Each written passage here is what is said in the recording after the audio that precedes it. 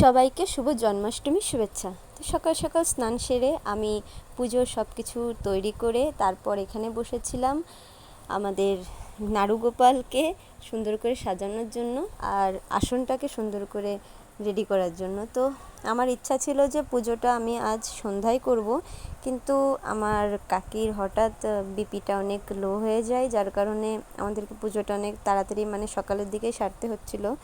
তো বেশি কিছু করতে পারিনি। এখন আমি আসনটাকে আর গপুকে সাজাবো। তো এই যে যতটুকু পেরেছিলাম সকাল সকাল করার জন্য, কারণ আমাকেও কাজে বের হতে হতো।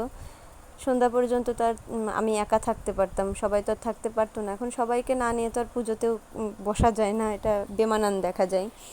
যার কারণে এভাবেই শেষ করলাম, যতটুকু পেরেছি ততটুকুই করলাম। তারপর শতনাম পড়লাম, শতনাম পড়ে সবার বাড়িতে প্রসাদ পাঠিয়ে সবার কাছে প্রসাদ পৌঁছে দিয়ে তারপর আমি চলে গেলাম হচ্ছে টিউশনিতে। তো এভাবেই আজকের দিনটা শুরু হলো।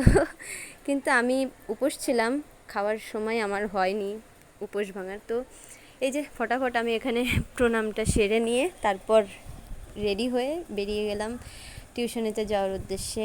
তো আজকে টিউশনি ছিল বেশ কয়েকটা, যেহেতু শনিবার আমাকে যেতেই হতো।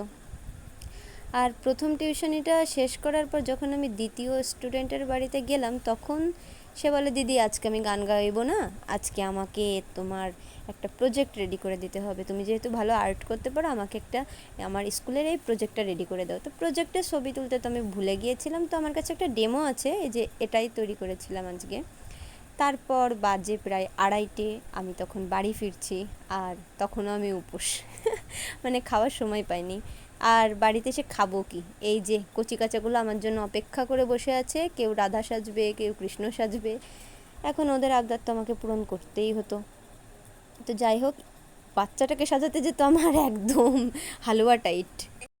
এই যে তুমি সেজেছ? হ্যাঁ, আর এই যে একজন শাড়ি কাপড় নিয়ে রেডি। হ্যাঁ, ছানা দানাদের অভাব নেই। এই দেখুন আপনার এখানে সাজানো হচ্ছে একটা ছোট্ট পুচকে বাচ্চা পেলে বাচ্চাকে। এই বাচ্চা সাজাতে যে আমার সব এনার্জি শেষ। এই ছোট তারপর থেকে তো শুরু হলো প্রসাদ খাওয়া, খেতেই আছি। তো তার মাঝখানে আমি একটু কফি খেয়ে নিলাম, কেননা আমার একটু চাঙ্গা হওয়া দরকার ছিল, তাই আর কি।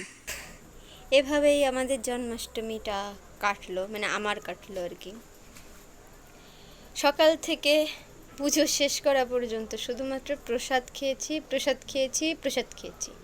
এখনও পর্যন্ত প্রসাদ আসা যাওয়া করছে আমাদের বাড়িতে। প্রায় 11টা বাজতে গেল, এখনও প্রসাদ দেওয়া নেওয়া চলছে। অনেকে আছে সকালের দিকে পুজো করেছে, অনেকে দুপুরে, অনেকে সন্ধ্যায়, এভাবে যার পুজো যখন শেষ হয়েছে সে সেভাবে প্রসাদ দিয়ে গিয়েছে। আমাদের পুজো শেষ হওয়ার পর আমরাও প্রসাদ দিয়েছিলাম সবার বাড়িতে। শুধু পুজো আচ্চা বলে কথা না, যে কোনো অনুষ্ঠানে আমরা সবাই সবার বাড়িতে পাঠাই। যার বাড়িতে অনুষ্ঠান হোক না কেন, এ ওর বাড়ি, ও ওর বাড়ি, এরকমই চলবে। তো শুধুমাত্র প্রসাদ খেয়ে খেয়ে আজকের দিনটা কাটিয়ে দিলাম, আর খুবই ভালো কাটিয়েছি দিনটা।